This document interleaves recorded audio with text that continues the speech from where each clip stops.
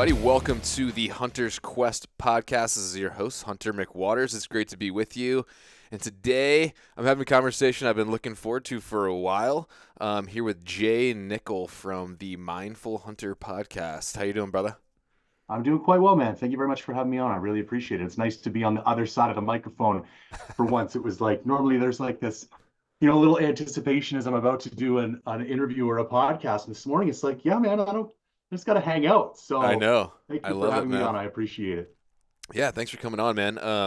I've been aware of you for a long time, followed you for a while, and I think it was a while ago. I have a few like diehard listeners up in Canada, so shout out to you guys. And a few of them I opened up to, hey, who should I have on the show? And somebody mentioned you, so I think I called you out on Instagram, and you said you were down. So looking forward to it, man. And then I dug into your content a little bit, just kind of getting ready, and actually just listened to the one you did, the podcast you did about going full time into mindful, and Yeah. um, I gotta say, I think you named your project well because you seem like a pretty mindful guy. So I appreciate that.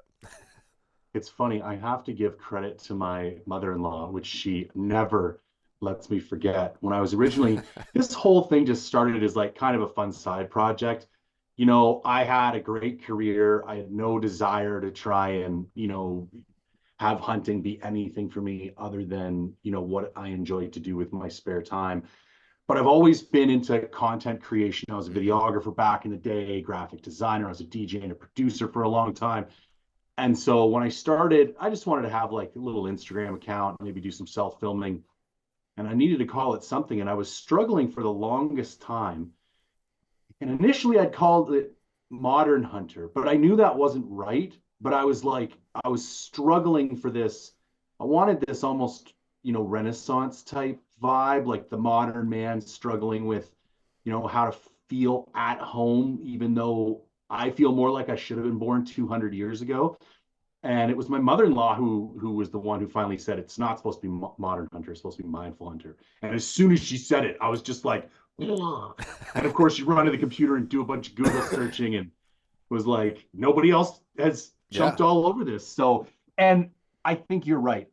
If I can offer anything, I'm not the best hunter in the world. I'm not the best filmer in the world. I think if I have any natural gift, it's an ability to be pretty self-aware and then actually articulate my own process going through things. And I think people find that valuable. So Yeah. that's Yeah, what man. it I is. think you seem like a really like smart business guy. You're very articulate. You sound very driven, and those are the kind of people I love talking to and being around. People with ideas, and it's something that I aspire to because I definitely have the entrepreneurial drive that you do, but I'm not as good at like goal setting or long term stuff. Like I get, it's easier for me to get kind of wrapped up in the day to day and kind of like, especially starting the venture I'm on now. It's like I'm so busy trying to just make it work. It's I have to be reminded to like step back and think, okay, what does this look like in 5 to 10 years? You know what I mean?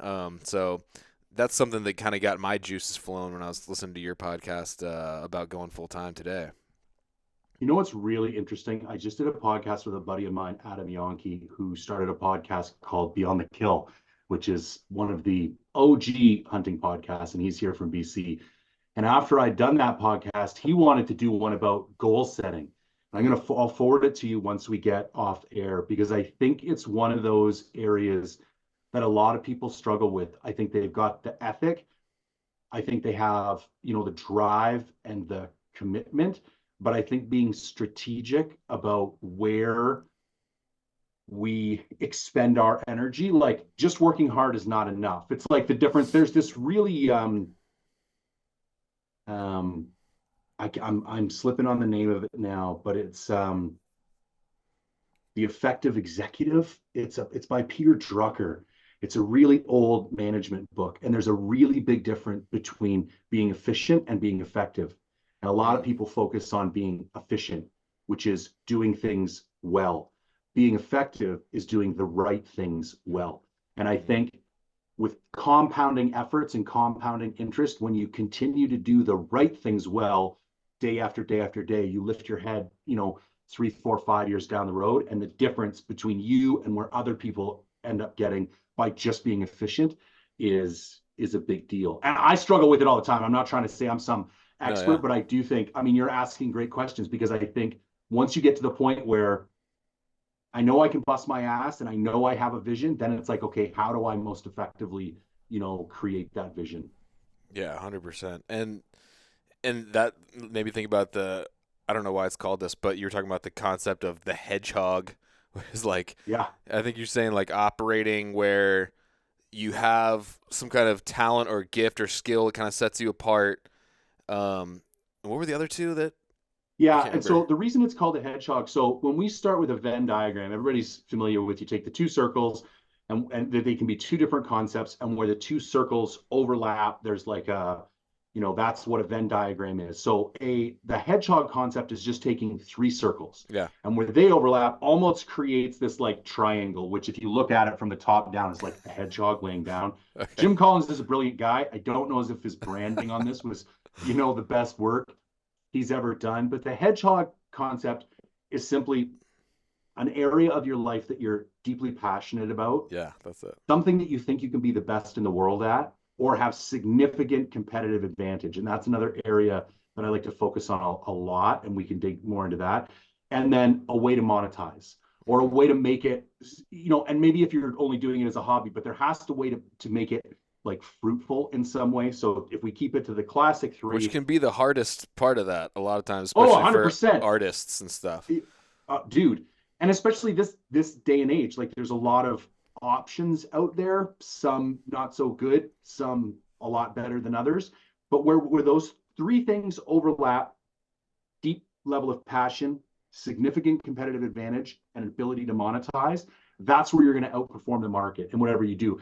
And the original reason it was brought up is more of a framework to assess businesses. So if I was going to invest in something, you need to be able to look at like a McDonald's or an IBM or a Disney and be like, can you answer those three questions clearly? Because if you can, that business likely has an outsized opportunity of succeeding. So it's probably a wise place to put money. But I think almost more importantly is how can we use that as a tool to figure out what we should be doing with our lives? Yeah.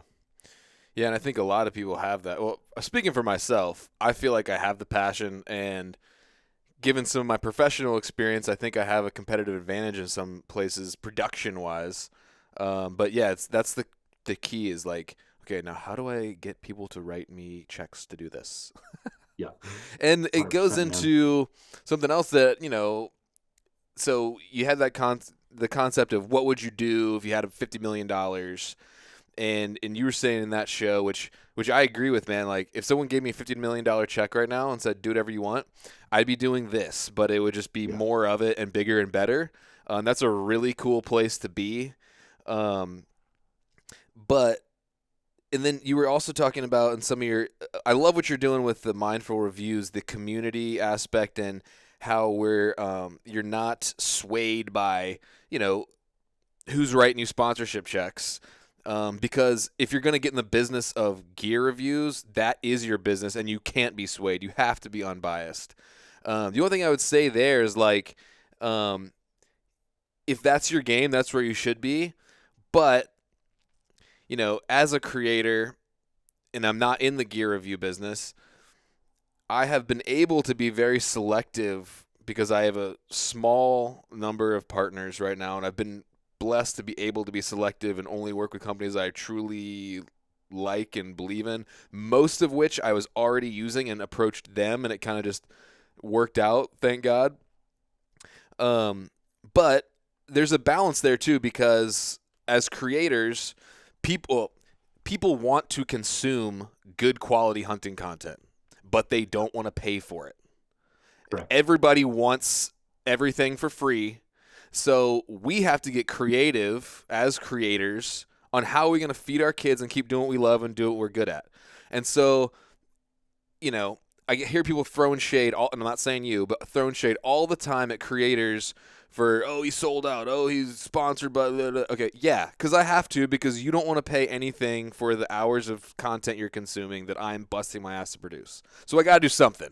And so this is just kind of part of that is sponsorship, and that's just the way it goes, and that's where you can have a value add, you know. So I don't know. What are your thoughts on that? I do think, because I go pretty hard in the paint on sponsorships, and I do think I know, sometimes it and I gets, felt like I was like, oh man, okay, all right, he's yeah. stepping on me a little bit here. Oh yeah, dude, it's kind of funny. You know, the platform's blown up a little bit, you know, this past 6 months, and some of the messages I've got from like people I've previously respected that are like just angry at me because of an opinion, which is like crazy. I think, Yeah. you know, it really In a says small something because, industry like this too, people get their feelings hurt and they oh, get, big time, yeah, especially when you start messing around with people's lunch money, man. yeah, Here's my issue. My issue is like I come from a finance background. In finance, you have this thing called disclosure. When you stand to gain financially off of the performance of any type of entity, you have to disclose that sure. because it's your financial responsibility. I can't be one of the primary owners of a stock and then as a pundit go on a talk show and tell you all this great stuff about this stock. Everybody runs out and buy it, and I make a ton of money. Like That's Nancy illegal, Pelosi, basically. dude. 100%. I mean, Yeah, you want to talk criminal. NVIDIA calls? That woman is raking it in. Yeah, And so that's a perfect example of what I'm talking about. My problem in the hunting industry, because there's this other concept in the magazine world. My wife owns an magazine. It's called advertorial, and it's been going on for mm. years. And it's when a brand pays for an advertisement, but they want it to appear as an editorial. And an editorial is an opinion of a journalist that's not been paid for. Mm-hmm. Um, and it does and should carry a lot more weight than an advertisement. My problem is when advertisements are mislabeled Mm-hmm. as editorial. And where we get that in the hunting industry is when one of these guys who's sponsored by a company does one of these Instagram posts, doesn't clarify his sponsorship, and just starts spouting off why, like, this bino, you know, the FHF bino harness gets released, and Cal and Steve and Giannis and 14 guys just happen to open their Instagram on the exact same day and start telling you why this FHF bino harness is the best bino harness they've ever used. And it's like, I have a very significant problem with that. Okay, what other bino harnesses have you used in the last 5 years? I guarantee it's zero. Okay, are you informing everybody that the same parent company, the Chernin Group, that bought Meat Eater, also owns FHF and is writing the paychecks for FHF and your paychecks? And are you telling everybody that you got an email this morning telling you the 5 talking points that all 14 of you were? No, you don't tell anybody Right. any of that. Yeah. You are trying to pretend that a paid for advertisement is your own personal opinion. Yeah. And And that guys like bothers me you or because, me can look at that and take it for what it is and kind of yes, move on or not. But a lot of people don't know these things and they're like, oh man, you know? So it's misleading. dude, I ran the Vortex train because of Steve Ranella. I got into hunting. I'd been out of hunting for years. It was like Meat Eater and Rogan that brought me back into it a decade ago. Hmm. And Ranella goes, Vortex is the best. It's not like he even couches that statement. He doesn't say it's the best value. He specifically says, by the best binoculars you can afford, the best binoculars are Vortex Razor. So I run out, I buy Vortex stuff. I buy a spotting scope, I buy razors. Then as I go through my career, I realize it's not even not just the best. Like, it, and I'm not, I don't need to throw a bunch of shade. Then I have to like sell it, take a loss, go find out what's better. The whole point of mindful reviews and the whole point of not being sponsored is not to get people to buy more gear. It's to get people more educated so that they can buy the right gear quicker. So they don't have to buy 3 sleeping bags before they find the right one Right. for them. Some of that comes from marketing jargon that's slung at them. Other comes from my ability to hunt 100 days a year and test a bunch of stuff and save them time with my own Yeah. feedback. I think sponsorships have done phenomenal things. Like if you look at the great films that have been put out that never would have been paid for without sponsorships, some of the conservation efforts that never would have happened without sponsorships. My primary issue is disclosure. Yeah. And I don't mind some product placement in a film. Like, that's not advertorial. That's not this sneaky, I'm going to make it seem like my opinion when it's not my opinion. And Yeah. so, and I think the integrity of the influencer or the content creator, only you can answer that for you. And you will have to deal with people thinking you sold out, but you can sleep at night if you know I only partner with brands that I believe in, that hold similar values and ethics to Yeah. me, and like create products that I can, with confidence recommend, and then be honest about it. Say, like, listen, I love this product. I don't run a whole lot of other versions because these guys are partners of mine, but I've ran this for a while. It meets all my needs.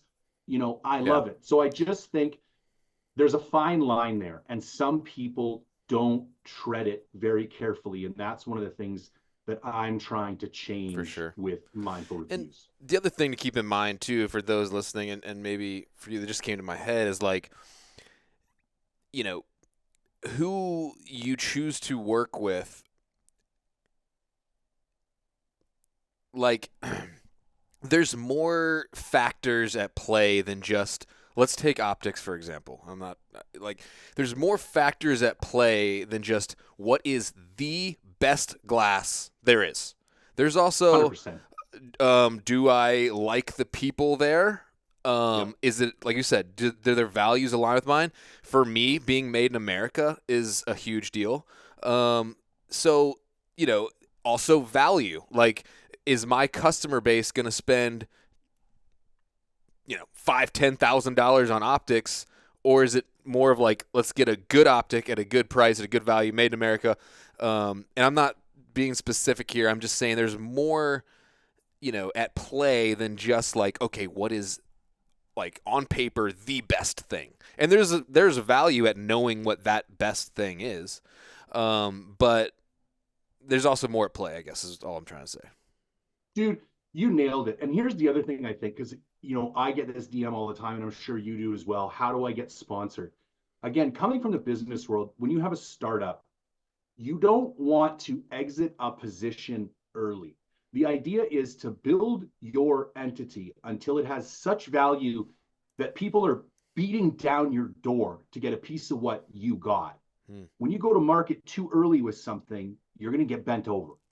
And what I find people doing is looking at this whole sponsorship thing backwards. They got 148 followers. They've been hunting for 2 seasons, and they're like, how do I get a free pair of Vortex binoculars? And it's like, stop, man, stop. Because you offer no value right now. Right. And so even if you do get a deal, it's going to be a bum deal. Like, it's not a deal you're going to want. What you need to focus on is think to yourself, how can I deliver value? How can Yes. I grow into something that has so much value that people want it and people are coming to me to get it? Then, like you said earlier, you can be selective about who you have partnerships with. And that's kind of where I think things have gotten a little ass backwards with the whole social media. That was why I was very lucky. Like I said earlier, I had a great career. I think the only reason that mindful reviews even started was that I didn't care. I didn't care Yeah. about sponsorships. I didn't care about free gear. I just liked buying gear. I liked testing gear. And I noticed that I was pretty good at talking about it, and Hmm. people valued it when I did. So I didn't have any of that pressure. And I think placing yourself in a position where you're not pressured to make decisions or build partnerships because of financial complexities and other things, and thinking more, how can I serve whoever Hmm. my customer base is going to be? How can I deliver value? Because when you can deliver value, then you can capture value. Yeah. Yeah, that's good, man. And you're talking about getting DMs and stuff too. I feel like, I don't know. Does it seem like to you that people think that, like, being a quote, I hate the word content creator. Just, See, I like that to, one I don't mind. I hate influencer. I don't mind well, content creator because I do make content. that's true. Yeah, influencer's the worst. Content creator for me is like a little better. I Okay, I like okay. to refer to myself as a producer. Like, I Okay. produce a podcast. I produce a TV show. I produce Yep. video and photo assets. I can produce whatever you want me to produce. Yep. Because I've been doing that. I did this for a decade before I was even in the hunting space. But I feel like people just, yeah, like you touched on, you said stuff got asked backwards with the, social media. It's just like, I don't know. It's like people feel it creates all kinds of weird stuff. It's like they want to get free stuff. They want to get notoriety. They want to and then they feel like I have to film all my hunts. Like Yeah. I didn't do it if I didn't like make some cool film. Like, Dude. dude, just go hunting. Like you don't know anything about cameras. Like why? Why are you doing this? Like, and I'm not trying to detract. Like I'm not saying like don't film your hunts or like don't try to start something. You should if that's what you're doing. But I don't know. I feel like people just think it's easy and they can just like grab a camera and then like, yeah, I'll just do that. And like, I don't know. It's just weird. I'm like, dude, I paid my dues. I learned, like you talked about on your podcast. I did my podcast while working another full-time job for like 2 years and made zero, Yep. less than zero. I lost money on it for a long time. 100%, man. Um, 100%. I'm pretty much still losing money. So like it's like and you just got to like I love it though. Like I never want to quit. But people aren't ready for that. And you see so many people like you said in it for the wrong reasons and they burn out and then it just makes it harder for guys like us because I don't know, I'm kind of going off on a rabbit trail, but then all these people are like providing all this free content just for a pair of binoculars. Yeah. And then they're like, well, why am I going to pay this professional guy, for this image? I don't know. So there's all kinds of weird stuff going on right now. There's a few things in there that I want to touch on because I think they're hyper important. And the first one is not feeling you need to film all the time. I struggle with that a lot. And I have to put my foot down at least once a year and do a hunt that's just for me. I need to start doing more of that because there is this secondary observer effect when you take out the camera. You're just simply not as present. Like if you're at a concert and looking at the act through your iPhone, That you're not bugs present. me so much. Oh, it's insane. Like, why would you do that? Take a picture, take your 15-second, capture a memory, but then come back. And Be there. I find myself You're never going to watch that struggling. 45-minute concert video on your phone. Never. And the next point is I don't think most of these people are actually doing it for the free gear. I think they're doing it for a mistaken sense of validation. I think, having that hashtag or having that thing and knowing you got a free piece of gear, you think, and this gets back to my value creation point earlier. You think that when a brand puts their stamp of approval on you, everyone is going to respect you. So what they're really saying when can I have a piece of free gear is, will you please tell the world that I'm somebody that should be respected? Yeah. And what you're doing is you're taking your internal locus of power and you're placing it externally. You are giving the power over your self-identity to the world instead of you taking it. That was the other thing. And I'm not sure how much of my stuff you listen to. I'm in recovery. I've been sober 16 years. I'm an ex-junkie. Oh, me too. I've gone through a crazy life story. And what that's given me is a bit of I don't give an F, like, listen, man, you think what you want. I know who I am and I know what I've been through. And so what some people may or may not think of me on social media is like the last thing in the world that, does my wife love me? Does my child care about me and feel loved? Do I provide as a man, a father, and a husband? Like, these are the things that keep me up at night. I could care less what a few people, but if you're younger and you haven't had those struggles and you don't have that secure sense of self-identity and you're looking for the world to tell you that you belong and that you deserve respect, you will do things like sacrifice your integrity to get a stamp of approval from a brand. And then the last thing that I think is really important. So we just went through this bout here in BC. This kind of semi-famous YouTube guy got like I know that dude. $31,000 in fine. Oh yeah. Actually, you want to hear something funny? Please. I did a brief podcast with Alpine Carnivore at the expo like 2 years ago. And one day, some Royal Canadian Police give me a call and ask me if they can use the podcast as evidence. Now, I don't like getting involved, and Mitch, I don't know, like, I met him. I had dinner with him. He seemed like a nice guy to me. Yep. I'm not even going to comment there. Maybe it was a mistake. I don't know. Whatever. But I said no. I was just like, look, the podcast is out there, but I'm not going to provide evidence against somebody. I don't know the whole situation. So I just kind of stayed out of it. But Yep. anyway, I thought that was, I didn't want to cut you off, but I just thought it was weird. No, no, that's kind of funny that you're so closely attached. Yeah. So here's the thing. I've been doing this for almost 10 years. I still don't have 10,000 subscribers on YouTube. Now, here's the difference. My audience is deeply engaged with me. I would rather, Tim Ferriss has this concept of 1,000 true fans, and it's Yeah. been my guiding North Star the entire time I've been creating this business. I would rather 1,000 people feel closely related to me and trust me and feel like we have a personal relationship Yep. than have 100,000 who kind of don't care about me. And I think that's Totally. another reason, because when you start like that, you have this strong core, and then as it gets bigger, it carries that same strength with it. So Yeah. even though I don't have the biggest Instagram, I don't have the biggest YouTube, I'm still able to do this for a living, because when I tell people that I think something is, worth investing in, or I say, listen, this is what I'm going to do for a living, if you want to support it, they will actually take action because of the strength of the relationship that we've built together. But you see these other guys come up, man, and you see people blow up left and right, and you know that, like, kill shots get views on YouTube, and if you really want to blow up, you got to put big dead stuff on the ground, or, and this is what I did, you got to choose a way to deliver value in some other way. Yeah. And so that's where I was like, I'm going to be the adventure guy. I'm going to be the guy who goes in the middle of nowhere by myself and kills myself, metaphorically, Yeah. Yeah.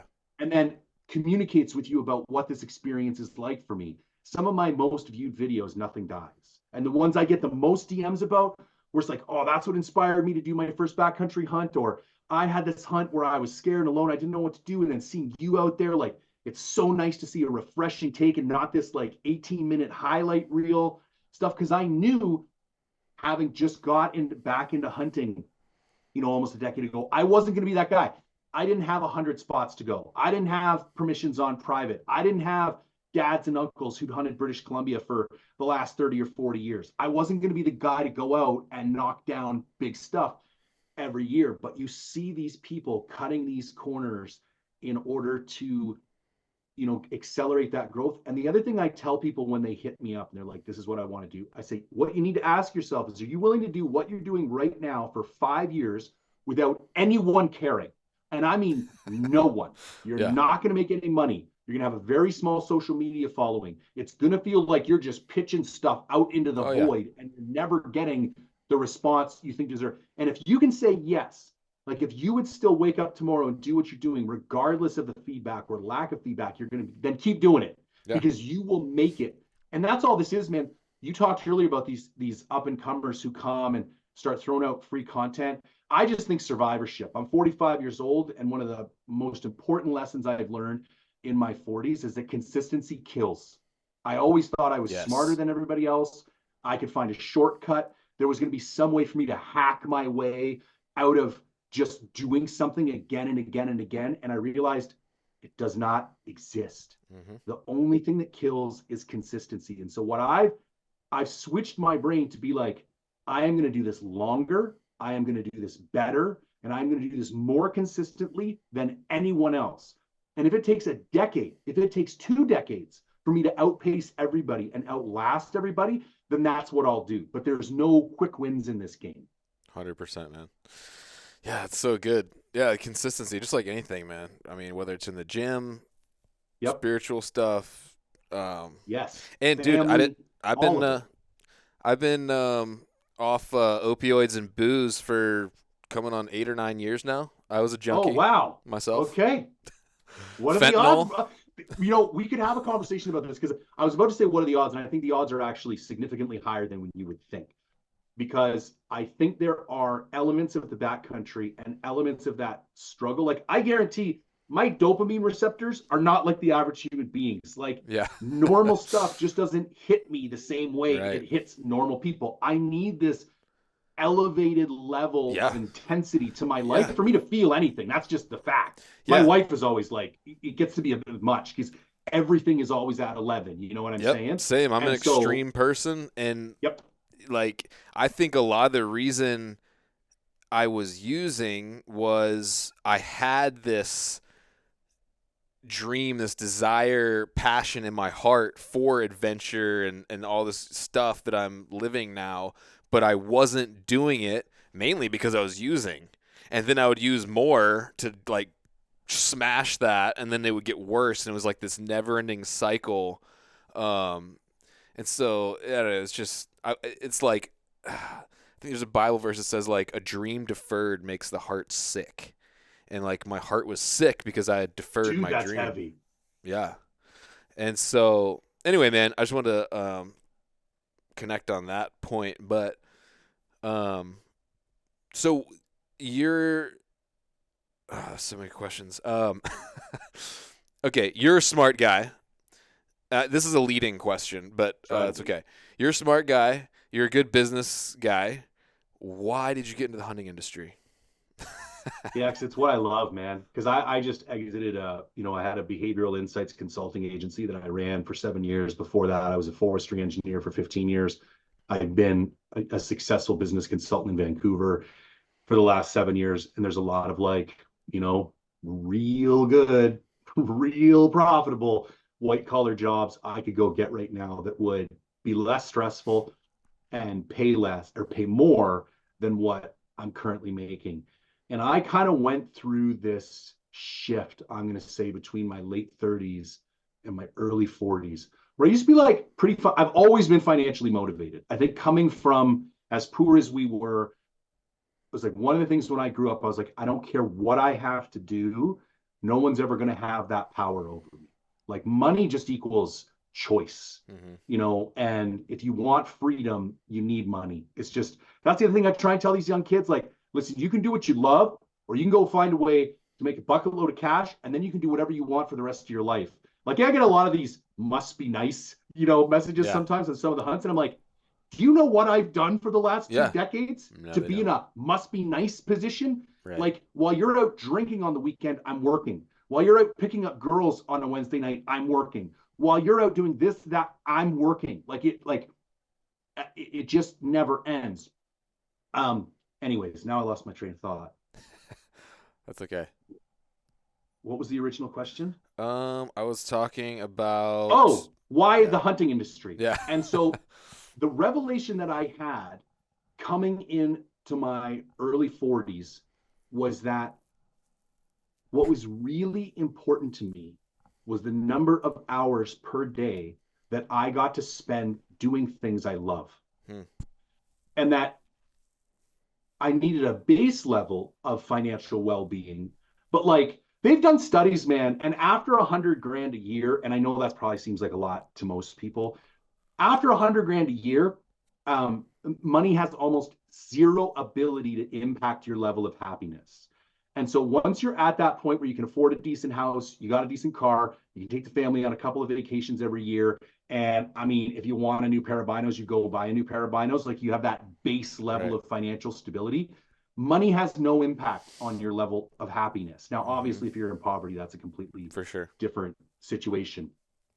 But I realized what I really wanted to do was I wanted to wake up in the morning, think, what do I want to do today? And then I wanted to spend my time doing those things. Now, I've gone through a big arc. I used to compete in CrossFit. I used to compete in jujitsu. I've done all these, I think because of issues with my father, I've always been compensating for this alpha male.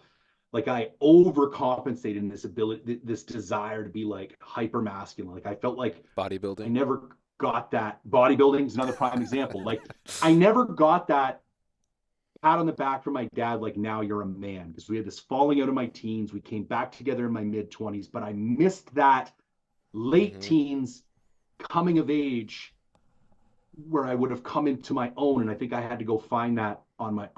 So I did all these really intense manly things, went tree planting and took helicopters to work every day and worked in the mountains of British Columbia for 15 years.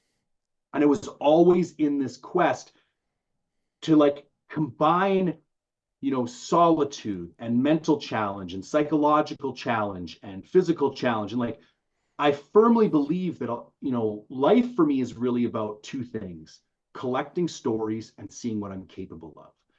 And luckily, if you do enough of the latter, the former kind of takes care of itself. Yeah. And so I noticed once I found backcountry hunting that everything had been a quest. Great name. The Also, Hunter's very, Quest. very good branding, Hunter's Quest. The Hunter's Quest. The Hunter's Because Quest. it's not my quest, it's all of our Right. quest. I like it. I love it. I love it. Everything had been a quest up to that point because all of those other things, bodybuilding, CrossFit, jujitsu, uh, engineering, they had fulfilled a piece of what it was I was looking for. And when I found backcountry hunting, and if I want to be hyper accurate, like solo backcountry hunting, it brought it all together. Like you need to be intelligent to like trip plan and deal with logistical issues. You need to be psychologically tough in order to make it out there as many days. You need to be physically strong. Like you need to be in tune with some like primal sense of self. You need to be okay with yourself. This was the other thing. I just gave this big talk on solo hunting. It's not your boots and your tent that send you home, it's your mind. And most people aren't capable of being alone with their own thoughts for Yeah. extended periods of time. That's why, when was the last time you were stuck in a lineup at a grocery store and you didn't pull out your phone? Like our Right. minds are uncomfortable with silence. So as Yeah. soon as we're forced to confront our own thoughts, we look for distraction. And when you're out in the mountains by yourself, there is no distraction. So I did these early backcountry trips, and it was like, this is another thing about recovery. For a lot of years, I didn't know where I fit in. I didn't know who I was. I didn't know how to behave. A lot of my life was like looking around and asking myself, like, what am I supposed to do in this situation? What would a normal person do? And then trying to do that. And when I got into the backcountry, it was all gone. What would a normal Like, person do and trying to do that? yeah. I love And there's that. like, But we're not normal people. That's the beauty of it. no, that is the beauty of it. And when I got into the backcountry, it all went away. The voices quieted. It Mm. wasn't easy, but I was like, and I like to say, I feel more me in the mountains than I do anywhere else. And that was actually a problem because I would come home from these hunts and it took me years to figure this out, but I would go through 2 or 3 weeks of depression. My wife Mm. would get pissed, and reasonably so. She's like, you just left me alone with the kid for 2 weeks. You just went and had this insane adventure. And now you come home and you're like a bear. And it took me a while to realize Hmm. it's because I am so in my element and I feel so perfect, like I'm doing exactly what I'm supposed to be doing out there, that when I come back here, I have to confront the reality that it's very limited. I only get to do it for 2 weeks a year or whatever it was back then. And I can't, that I had problems processing emotionally. That was another reason I started doing the films. Having that film to edit and To process work was on. almost cathartic for me because it was almost like a weaning off of the mountains. Because, okay, I'm at home, but I'm going to wake up at 4:30 every morning and I'm going to edit for 2 hours before work. And then I'm back out there and I'm looking at the photos and I'm like, okay, it's Yeah. there. And I can watch this later. And it was like, it wasn't such like a cold turkey shift. But then when I started thinking about what I wanted to do with the rest of my life, I'm like, I can do all this other stuff and like make a bunch of money and have some notoriety as somebody who's successful and intelligent and kind of offer good advice to powerful people. But like, I'm not going to be happy. And the other thing is like, we talked earlier a little bit about competitive advantage. And I almost like to think about it as like skill arbitrage. Like an arbitrage is almost like a risk-free trade. You see it a lot in like foreign exchange markets, but what are things that I am good at and actually enjoy doing that other people actually hate doing? Mm. Because there's a It's more of an huge asset. opportunity there because Yeah. not only do other people not want to do it, I want to do it and I'm really good at it, which Yeah. means I'm going to be able to outpace them and I'm going to be able to outperform them in that sector. And my problem with a lot of my former jobs is like I was very good at it, but it was like kind of pulling teeth. Like this is not what I get out of bed Yeah. excited to do every day. Someone once said the most dangerous thing is to be very good at the wrong thing. Right. Oh, so have you heard of this beta paradox? Mm. Okay, so the idea is things can be just bad enough. I want you to think of a relationship. I want you to think you're with this girl and like things kind of suck, but they're tolerable. She's not a complete nutcase. Sex life is still relatively okay, but it's like it's not emotionally fulfilling. We are highly unlikely to leave that relationship because it's not bad enough. So Yeah. it's actually worse for us than a terrible relationship, Right. because a Yeah. terrible relationship you will be forced out of. Mm-hmm. And I think my career was like that for a lot of Mm-hmm. years, because it provided the finances, and it provided this Yeah. like sense of social acceptance and validation, but like my heart wasn't It's in like the it. comfortability lull, just 100%, man. status Yeah, like quo. death by comfort, Yeah. like there is no growth in the comfort zone. Mm-hmm. And all of that is to say, backcountry hunting for me was like coming home. I was like, for the first time in my life, out of everything I've done, and I've done a lot of stuff, I was like, this is what I'm supposed to do. This is what I'm supposed to do. And at the time, I'm like, I don't know how I'm going to do it. I don't know what it is. I was looking at the current models. They didn't really fit what I wanted to do. But I had faith that if I just kept executing and kept making and kept grinding with integrity, it would kind of all become apparent. That was like 10 years ago. And it took 10 years to get to the point where it is Yeah. actually my full-time job. But to answer your question, that's why hunting. Yep. And that's what I say to people. Like, if you don't have that, if you can't not do this, don't do it, man. Because there are way easier ways to go get insta famous or get a couple bucks of sponsorships. Like, go be a bodybuilder. Like, there's other industries that are way bigger and Yeah. set up way better to facilitate those types of relationships than hunting. Like, hunting For is sure. tiny. The brands have no marketing dollars. Like, it's a grind, man. Yeah. It's totally grind. And like, especially starting as like, for example, like starting as a videographer. I mean, you're gonna be doing some of the hardest videography work on the planet for probably like half or less than what your counterparts in the non-hunting world are making. 100%. And it's like, And you're going to have to work why? harder. Like, I look at No, guys that's what I'm like saying. It's one of Stephen the Drake hardest and gigs out there. You're Connor carrying, Gavitt. And it's like, I don't know what those guys make, but it ain't what, let's say like what Gymshark are flying their videographers around for, and like other like really big other industries. And those guys do it because they love it. And what they're asked to do on a daily basis, physically, compared to what you would be yeah, asked to in another industry, like, yeah, man, if you nothing. don't have the passion, go somewhere else, because it isn't going to end well. Yeah. Yeah, these guys are like on sets, like eating catered lunches, making 3 times what like this dude grinding on a mountain is making. It's wild. But yeah, it's the same with me, man. I mean, it's the love, it's the passion. I felt like it's what God made me to do. It's what I was born to do. And I've talked about this a lot before, but I remember as a young person and a child even, for example, for some reason this one example sticks out in my head, but actually we were on a sailboat like in the Virgin Islands or something, and I just looked at this like mountainous island, just nothing on it, just a mountain and like trees, and like this thing in my spirit just like yearning, just like crying out, like almost like sad depression type feeling, but more yearning.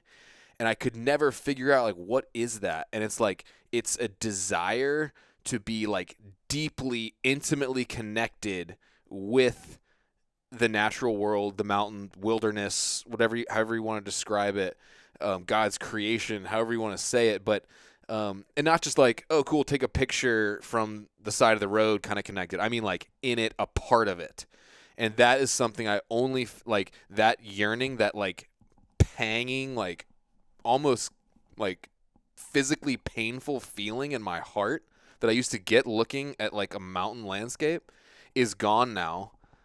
And in a good way, it's gone Yeah. because like now I know what it's like to be where my heart wanted to be. I don't know. That might sound really weird, but that's one of like the things that like tells me like this is where I need to be. And Yeah. so anyway, yeah. Love it, man. 100%. So okay, one of the reasons I started my podcast and is because I felt like there's tons of great content out there around in the hunting space around physical fitness and mental toughness, but the spiritual aspect was rarely addressed or was a side note. And I feel like I may have actually kind of gotten off this a little bit lately, which I want to come back to it more. because I see us as men, as humans, as triune beings, spirit, soul, and body, and everyone's pumping in the gym and working on their 75 hard mental toughness, whatever. No one's talking much about the third aspect, which I feel like is really important, which is the spiritual aspect. So, as you, as a mindful guy, and especially with the recovery background, like you have to have some sort of, I'm assuming, spiritual connection to hunting or just a spiritual practice. Like what's like that? What's that like in your world?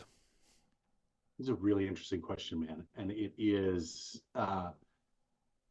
probably something that has been a very long path for me. And I've gone through kind of several different iterations or evolutions of what my own understanding about, what my relationship with God or the universe or creator, however you want to look at it for your own perspective. I went through a pretty hardcore Christian phase when I first sobered up the first time, and I needed something like strong with a foundation that you could just, it was like bedrock and you could just latch onto it, and it was there and it was unmoving, and you could, trust it because it was consistent. um and then, I grew to a place where that just didn't really fit for me anymore. I went through the pretty classic higher power, everything happens for a reason phase for quite some time. I've gone through different practices, active prayer, active meditation, went through a big transcendental meditation phase for a while. And that was very interesting, like actually going in, taking the courses. Um, it's a pretty, like, the recommended practice is 2 20-minute sessions a day, which is like pretty challenging as like a, Yeah, it is. busy dad, husband, professional. Like, and that provided a lot of benefit. I don't do that anymore either. I struggle a bit with where I am right now. One of the trickiest forms of honesty I find is motivational honesty. Like, what are my motivations? Why I do what I do? Hmm. Like, do I not meditate and pray actively anymore because I feel like I got to a place where it's not needed in my daily practice for me to maintain a sense of serenity? Or have I just gotten lazy and I Yeah. and I rationalize it to myself by saying I don't need to do it anymore? The true answer is I don't know. I do believe pretty strongly, like I went to meetings for a long time and I believe strongly in attraction rather than promotion. So I'm not going to go on a big spiel about meetings. And my opinion can be somewhat contrarian in that, when I think when you do step work and you go to meetings, I think that if you do that with intention and you do that meaningfully, deeply, like it's meant to be, and like the founders meant it to be, you're supposed to come out on the other side of that changed. Hmm. You're not supposed to get stuck in this like recovery loop Yeah. where you like have to do the same things over and over again Right. every year and go to the same places once a week for the rest of your life. Like, that's not recovery to me. That Right. is like some type of maintenance and, need for, you just kind of switched. You gone from needing this Yeah. to feel okay to needing this to feel okay. Right. I want to preface that a little bit with like, everyone starts out with a different lot in Yeah. life. And I've And your met life people is that going to be like, a whole lot better if you're addicted to recovery meetings than if you're addicted to the actual drug. So and for some people, it's that's the okay. best they can hope for. Like, Yeah. they were just dealt, intelligence, emotional stability. Like, not everybody is created equal. And so if you're that person, keep doing your Yeah. thing, because if the quality of life is your good, I'm not the guy that's going to tell you to stop doing it. But for other people whose aspirations are a little bit higher and can dig a little bit deeper, I do believe that there is an exit on the other side of that. Sure. And as a guy who's been doing what I've been doing for 16 years and has a relatively, stable mind frame, I feel confident in saying that. I don't have an active spiritual practice anymore. I find it impossible to believe that the universe is here by chance. That being said, I also find it difficult to believe that it's as simple as some big guiding entity. And I don't want to say that in a trivializing manner, because I think a lot of people use that as a metaphor, and I don't think that's what they really mean anyways. And I'm okay with that, because as human beings, we're only capable of grasping certain complex concepts. And if we need to use a model in order to communicate beliefs, I fully support that. But I struggle now because I don't think everything in my life happens for a reason. I think some stuff is just random, man. And I just got to deal with it. And it doesn't have to necessarily mean something for it to be important. Like, I think that was a bit of an evolution that I went through. I also think, like, whatever anybody else wants to believe, if it does your life good and you're like a better person because of it, I support. It's like hunting, man. I don't care how you hunt. If it's legal and it's in line with the traditional values of where you live, fill your boots. I Yeah. support it, and I will do anything I can to help you in those endeavors. And I kind of feel the same way with spiritual practice. It's funny, my ex business partner, who's still my best friend, is so much better at all this stuff. He's been on this big, like, the whole ayahuasca. And that's the only thing that kind of irks me about being in recovery, because, like, everybody, and part of it bugs me because it's like, listen, I did all this when I was 15. It was called mushrooms. We all got tripped out and found God. I get it. It's not as like it's just because you kids were all sober during your teens, Yeah. and now you found this like great thing, and I think you're like blowing it out of proportion a little bit. But in the same breath, a lot of people I know have had a lot of very powerful insights from these trips, and I wish I could partake, but chemically it's not something, it's not a set of dice that I'm gonna roll. Yeah. I'd say I'm searching right now, man. I don't have a clear answer as to what my spiritual beliefs or what my spiritual practice with, but I can agree with you wholeheartedly. We are a triumvirate being, and I think that normally when there are emotional or physical inconsistencies in our life, I think it's that spiritual part not being fulfilled. And that could be by spending time in the mountains.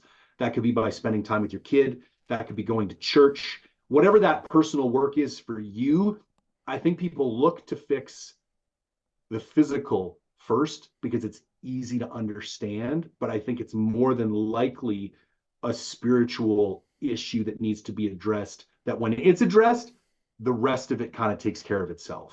Yeah. For sure, man. Couple things I want to touch on in there. First thing with the ayahuasca stuff. So my perspective on it is, because I've done it too. I've done shrooms, acid. I've done shrooms and acid at the same time. I've done Yeah. all of that when I was younger. And I think that you do how you can achieve some type of connection with a spiritual force. However, I don't think it's with the good team.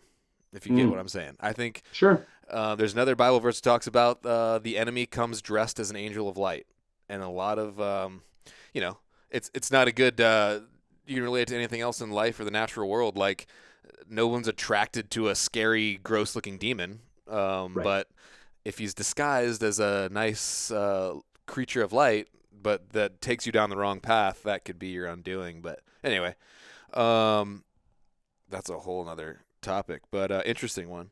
The other thing too is, like, you were saying about like everything happening for a reason. I think on a broad perspective, that may be true, but I think one of the big problems in the church, as most people are taught about Christianity and whatnot, is this concept of hyper sovereignty, which is the belief that every single thing that happens, God did it, and He's in control of everything. And it might sound weird to you, but I think a lot of stuff in the world happens. Now, does God let it happen? Is He ultimately control? Yes. But when a child gets abused and then dies, I don't think God did that. I think the devil did that. So I don't think everything that happens in the world is God's plan. That doesn't mean it was an accident, but I don't think it's God's plan. I think a lot of times we act out of our own flesh. Sometimes we just do stuff. Sometimes random stuff maybe does happen, and sometimes stuff happens that's bad and it's not from God. And then sometimes And then a lot of times God does actually do stuff. Anyway, that's kind of how I see it. Yeah, man. I think that's I think one of the beautiful things, I hope that we're working toward as a society is some room for, different interpretations and different beliefs. And I think ultimately, if your belief system is leading you towards being like a helpful, member of society, I support what you believe in. When we start, as we can see by some of the other faiths in the world and their, you know, inability for tolerance and some of this, issues that's creating, that's where I kind of draw a bit of a line. For But sure. um, I think they're, it's guides, man. I think we all need a little bit of help.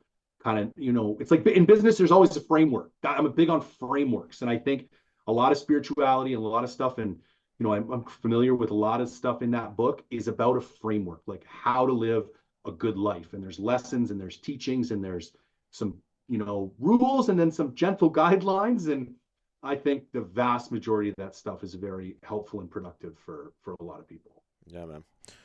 Well, cool. Maybe we could switch it. Well, we're kind of coming up on time here. The one question I have left is might be an off-air question. I don't know. So okay, here we go. You got the passion. You got the competitive advantage. Yeah. What's your main model for monetization? Is it subscription based? Currently, yeah. Yeah. Okay. Yeah. And I do think community development is probably one of the biggest areas of growth you're going to see for new businesses moving forward. Mm-hmm. Um, and again, because it comes from personal relationship and personal attachment and trust and the ability to belong. Um, I think a lot of what we work for in life is this like a sense of belonging.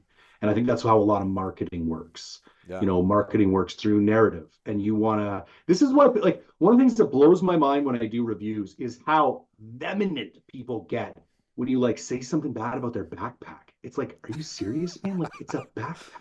I didn't Yeah. say you're an idiot. Right. I said, I don't like the backpack that you have. I didn't even know you owned the backpack. Right. But what happens is when we buy a product from a brand, we now align ourselves with that brand. And we Yeah. feel like any slight against that brand is a slight against us. And that's one of the other things I'm trying to work on with my reviews. Like, chill out. Because I'm telling you right now, because I've worked for these brands behind the doors, they don't care about you like you care about them. Yeah. They're putting out a product. And if they can give you a good product for a fair price, I think that's where the relationship ends. Yeah. Um, I think with some of the smaller companies where they still have personal interactions with people, I do think there's a deeper level of connection. But once we get up into like, double digit millions of dollars in gross revenue every year, it quickly becomes about, profit. And I don't think there's anything wrong with that. But I'm just saying that deep sense of emotional attachment that you have to that brand is not reciprocated Yeah. to you because it would be impossible. For The sure. brand can't love 40 million people. Like, Right. it's just not the way it works. And so part of the reason, because the original kickoff for Mindful Reviews was the idea of a raffle, because I had to come up with some way to be able to purchase gear without a sponsorship. And I had this like brainstorm because of a buddy of mine, and I raffled off some tents, and it was like sold out in 3 hours. And I was like, oh my God, this is crazy. As long as I don't destroy the stuff I'm testing, I can kind of buy whatever I want. Now there's limitations. You can't do boots. You can't do apparel. I'm 6'1", 240 with size 14 boots. It's like the people lining up for a size of boots in a size 14 raffle is like a pretty small demo. You know what I'm saying? Yeah. But if it's optics, if it's a tent, if it's a knife, it's a lot of stuff that can handle, a couple of uses or a couple of trips and then be raffled off. And if I can keep these raffles with kind of higher price tickets, but with lower entries, like $40 tickets and 100 tickets. And you have your 1 in 100 odds of winning a brand new Hilleberg tent for $40.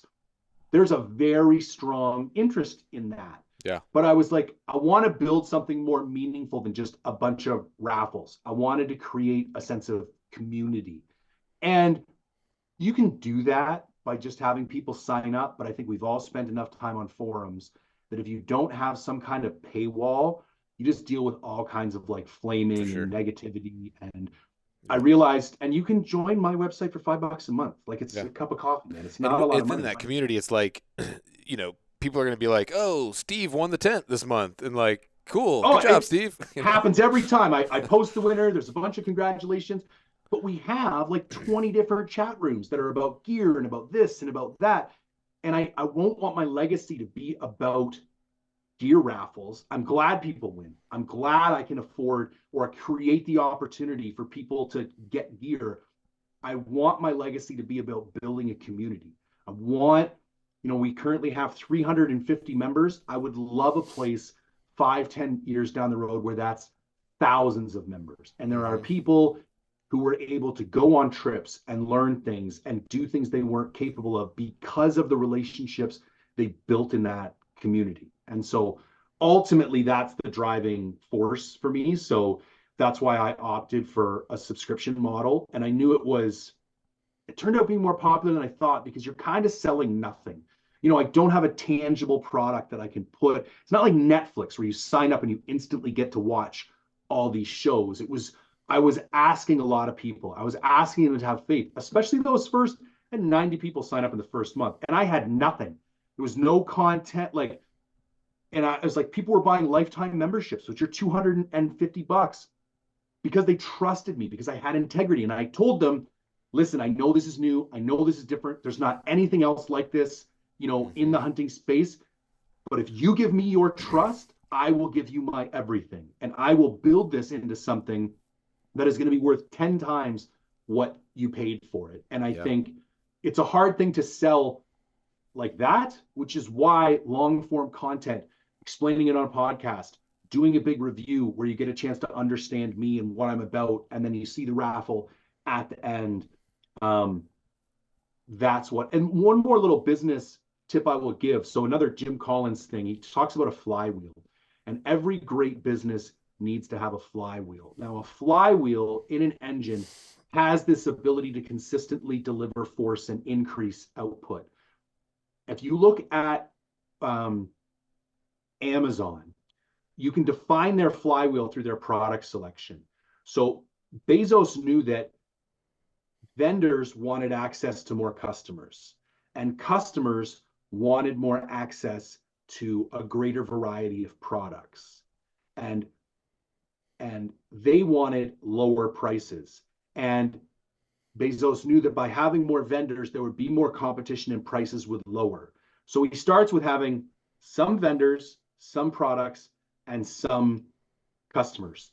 As soon as the vendors add more products, there's more interest from the consumer, the supply demand cycle kicks in, those prices drop, people buy more products. People buy more products, more vendors want to be on the marketplace, more vendors offer more products. This just keeps going and going and going. And Amazon doesn't have to do shit. They Hmm. just provide the platform, the flywheel takes care of the growth. And so when I was Interesting. designing mine for reviews, I was like, what's the flywheel?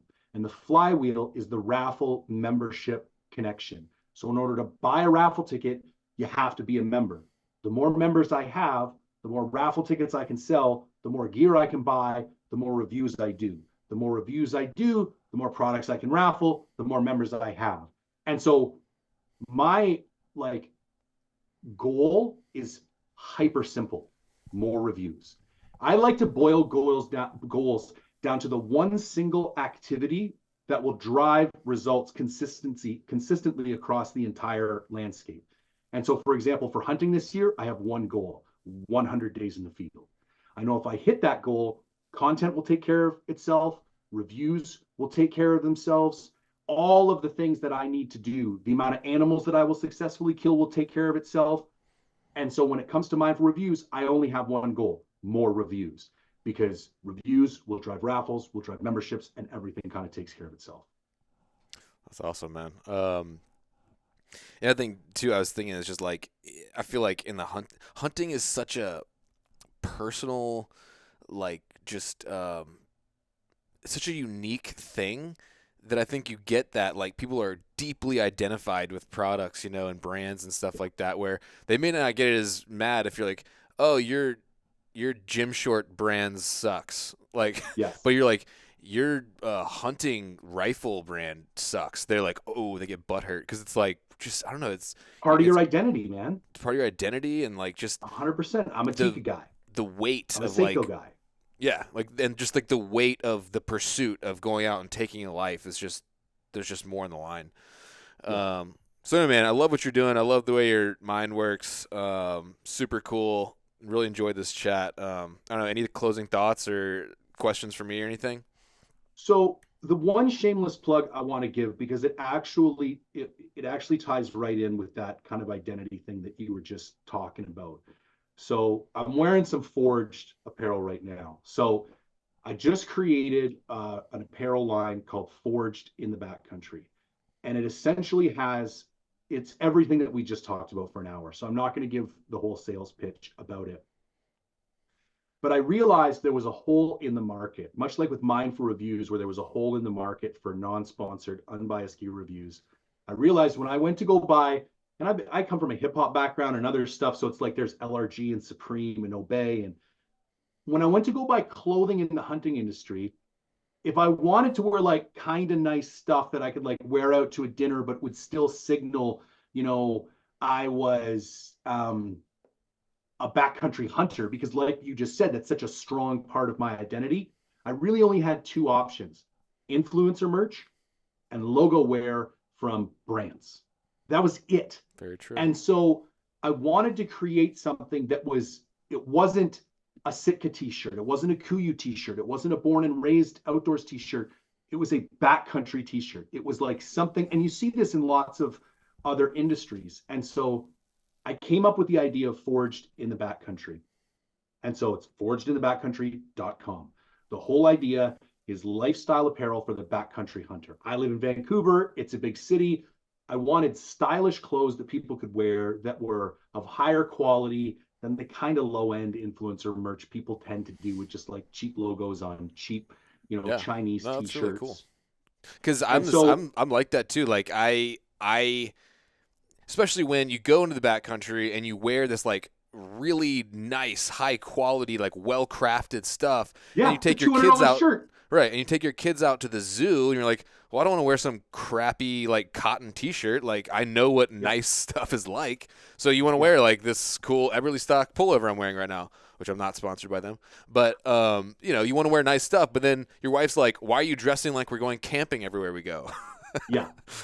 So the last bit of that plug is that I'm having a giveaway to kind of commemorate the launch. And for every $5 people spend, you get one entry to win a guided black bear hunt in British Columbia. So you spend $50, you'll get 10 entries.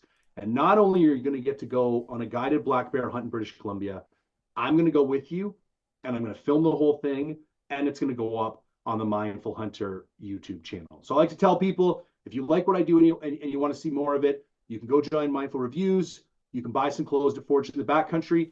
If you don't want to do either, all my content is always going to be on free on YouTube and Instagram and my podcast. Like it, comment, don't like it, don't comment, don't care. If it is of value and it helps you out, fantastic. Cool, man. Well, thanks again, dude. This has been cool.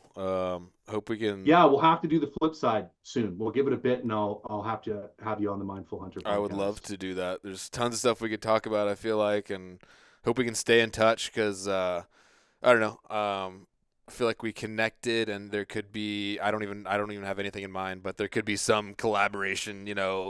Opportunities down the road. Who knows, man? Yeah, man, So love it. cool, man. Well, thanks again, and yeah, we'll talk soon. Sounds good, man. Appreciate it.